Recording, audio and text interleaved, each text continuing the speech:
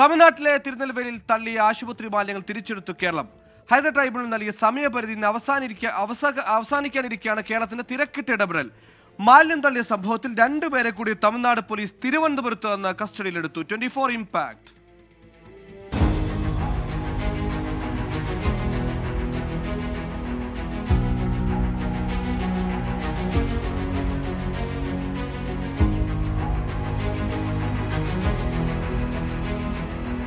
കല്ലൂർ, പളവൂർ, കൊണ്ടാനഗരം പഞ്ചായത്തുകളിലാണ് ഒരു മാസത്തിനിടയിൽ 11 ഇടങ്ങളിൽ മാലിന്യ കൂമ്പാരമുണ്ടായത്.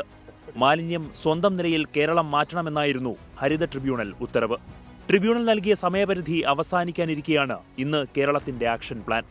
തമിഴ്നാട് സർക്കാരിന്റെ സഹായത്തോടെ മാലിന്യം നീക്കാൻ കേരളത്തിൽ നിന്നുള്ള ഉദ്യോഗസ്ഥർ പുലർച്ചെ തന്നെ തിരുനെൽവേലിയിലെത്തി.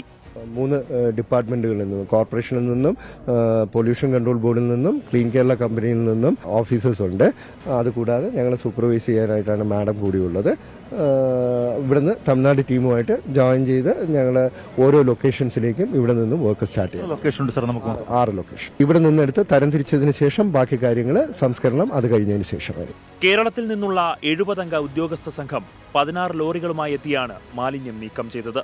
മണ്ണുവാരി യന്ത്രം ഉപയോഗിച്ച് മാലിന്യം ലോറിയിലേക്ക് മാറ്റി. വലിയ ടാർപോളിൻ ഉപയോഗിച്ച് മൂടിയാണ് മാലിന്യം കൊണ്ടുപോയത്. അസിസ്റ്റന്റ് കളക്ടർ സാക്ഷി മോഹൻ മാലിന്യ നീക്കത്തിന് മേൽനോട്ടം വഹിച്ചു. തമിഴ്നാട്ടിലെ ആരോഗ്യ, പഞ്ചായത്ത്, മലിനീകരണ നിയന്ത്രണ ഉദ്യോഗസ്ഥരും സ്ഥലത്തുണ്ടായിരുന്നു. കേരളത്തിലെത്തിക്കുന്ന മാലിന്യങ്ങളിൽ ബയോവേസ്റ്റ്, സ്കെയിലും പ്ലാസ്റ്റിക് ഉൾപ്പെടെയുള്ള മാലിന്യങ്ങൾ ക്ലീൻ കേരളയും സംസ്കരിക്കും.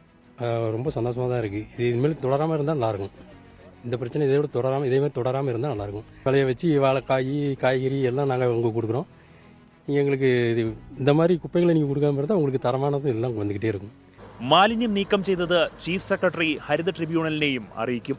അതിനിടെ സംഭവത്തിൽ 2 പേരെ കൂടി കസ്റ്റഡിയിലെടുത്തിട്ടുണ്ട്. വലിച്ചെറിയുന്ന മാലിന്യങ്ങളുമായി കേരളത്തിലേക്ക് മടങ്ങിപ്പോകുന്ന ഈ ലോറികൾ അവസാനത്തെ കാഴ്ചയാകട്ടെ. അതല്ലെങ്കിൽ അയൽ സംസ്ഥാനക്കാരന്റെ മുന്നിൽ തലകുനിച്ചു നിൽക്കേണ്ട ഗതികേട് മലയാളക്ക് ഇനിയും ഉണ്ടാകും. ക്യാമറമാൻ ഷൈജു ചാവശ്ശേരിക്കും രാജേഷ് എസിനുമൊപ്പം ഷഫീദ് റാവുത്തർ, 24 തിരുനെൽവേലി.